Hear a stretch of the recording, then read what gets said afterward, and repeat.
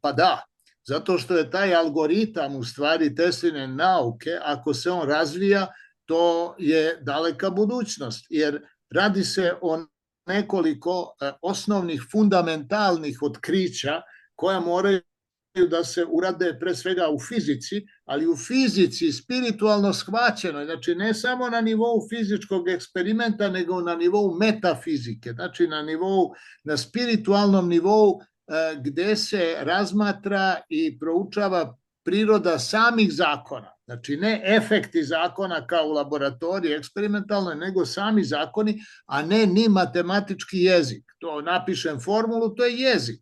Uradim eksperiment, to je fizički nivo. A šta je sa zakonom? Jer zakon je taj koji se ne menja. On je zapravo nema nikakvu evoluciju, recimo zakon poluge u doba Arhimeda, to je pre 2200-300 godina, pa dobro, on kako ga je otkrio Arhimed, sila puta krak, tako je taj zakon i danas. Znači, to su zakoni koje je dao Bog tvorac, zakoni koje proučava nauka, konkretno fizika. I sad, algoritam teslijanske civilizacije, on se sastoji, prvo, slobodna energija iz okruženja, dakle, generator etarske rezonancije, elektricitet direktno iz svetlosti. Etar je u stvari elektromagnetski spektar. Šta? Tako da to jednostavno može da sintetiše i elektrone, i protone, i neutrone i na taj način da se sintetiše bilo koji od te tri čestice se sastoje svi elementi Mendeljevog prirodnog sistema hemijskih elemenata.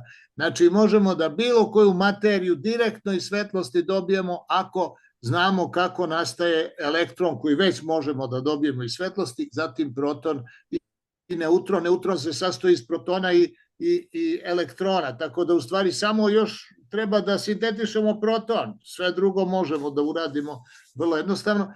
I na taj način mi bismo u stvari dobili vlast nad materijom. Ne bi nam trebali rudnici litijuma. Šta će nam rudnik litijuma kad mi možemo u laboratoriji da dobijemo i zlato, i uran, i litijum, šta god. Mislim, bilo koji element, kiseonik, vodonik, najbolju izvorsku vodu ako treba da sintetišemo u laboratoriji.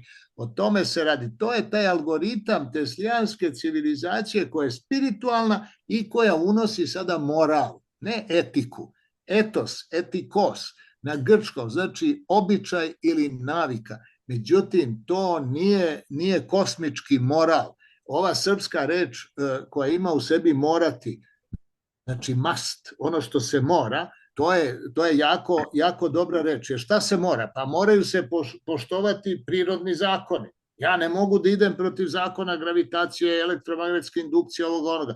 To su zakoni koji su jednom zauvek dati isti. Znači, mogu samo da ih znam, da ih osvestim, pa da onda pozitivne posledice po sebe, one koje korisne, koje su mi potrebne, mogu da upotrebljavam, da koristim, ali ne mogu da menjam sam zakon.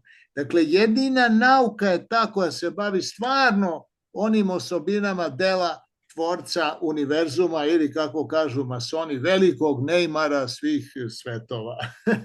To je to.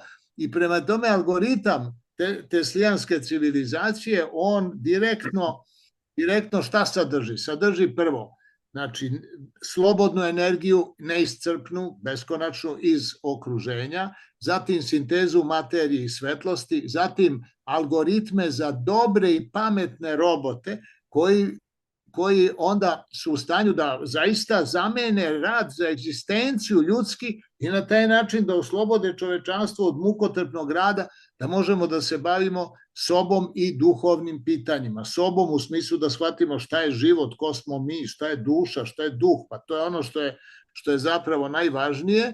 I takođe da konstruišemo vremensku mašinu, taj princip osnovni vremeplova, promene vremenske koordinacije, to je praktično Tesla već napravio. To je Teslin transformator, to je taj osnovni princip u stvari promene koordinata vremena, internih vremena, ne univerzalnog vremena koje je isto za sve. i horizontalno i vertikalno. Uvek je sada, uvek je sadašnji trenutak i ne postoji nijedno drugo vreme. I kad bismo mi recimo imali vremensku mašinu i odemo na primjer u 5. vek ili odemo u 27. vek, uvek smo bili u sadašnjosti tog veka. Znači u 15. veku u sada, u 25. veku u sada i sada u sada. Počeli smo ovu emisiju u sada, u sadašnjosti, sve vreme je sadašnjost, završit ćemo je takođe u sadašnjosti.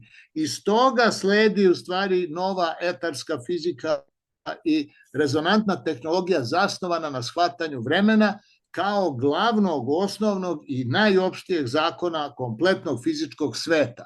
To je ono što mi radimo u smislu ostvarivanja algoritma teslijanske civilizacije. Znači, beskonačna energija, prenos kompletnog ljudskog rada na veštačku inteligenciju sa algoritmima koji su harmonični sa univerzumom, zatim sinteza materije i svetlosti i promena, znači kontrola u stvari promene vremenske koordinate bioloških i fizičkih objekata.